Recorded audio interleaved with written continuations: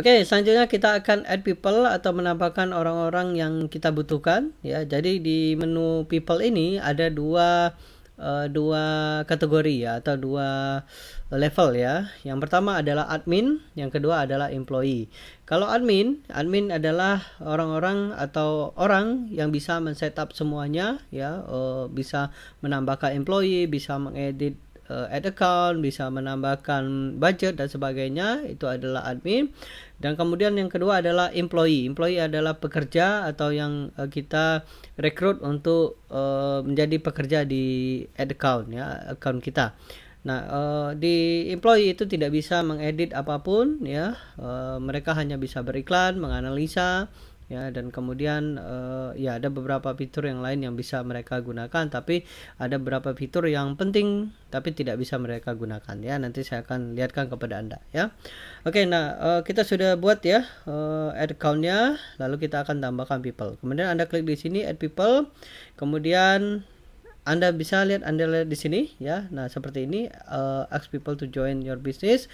Jadi misalnya Anda ingin menambahkan admin ya, admin, kemudian Anda masukkan email address. Nah, email ini digunakan atau email yang digunakan untuk login Facebook ya. Jadi bukan email yang bukan login Facebook.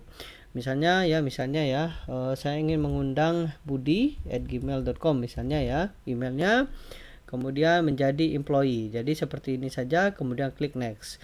Atau Anda ingin menjadikan Budi ini menjadi admin ya, seperti ini ya, maka admin ini bisa semuanya digunakan, bisa setting, menambahkan orang, account dan tools dan sebagainya ya. Oke, saya akan gunakan Budi sebagai employee saja, kemudian klik next ya. Kemudian page mana atau halaman mana yang Budi ini bisa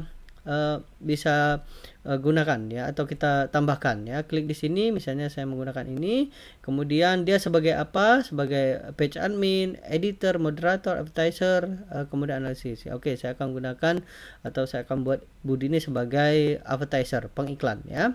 Kemudian saya juga akan gabungkan ke ad account ya. Jadi dia mengelola page-nya yang ini, kesehatan bayi, kemudian bekerja di produk fisik atau ad account, kemudian klik invite ya.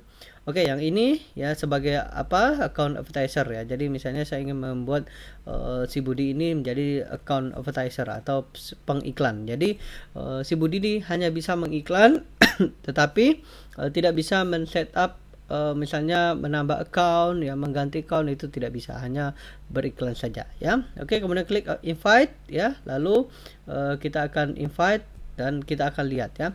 Oke, sudah selesai ya. Kemudian kita akan cek di sini di bagian business setting, klik di sini, kemudian kita akan lihat di people. Nah, Anda bisa lihat di sini, ini adalah kita, saya ya, ini sebagai admin. Anda lihat di sini ya, sebagai admin. Oke ya, ini Anda bisa lihat di sini ya, ini ada saya ya, page yang saya gunakan ini tambahi ad account-nya, kemudian ya yang lainnya, yang ini yang penting ya. Kemudian Budi adalah sebagai employee. Anda lihat di sini employee, page yang atau halaman yang dia bisa gunakan atau saya undang untuk bisa setup adalah yang ini, kemudian ad account-nya yang ini.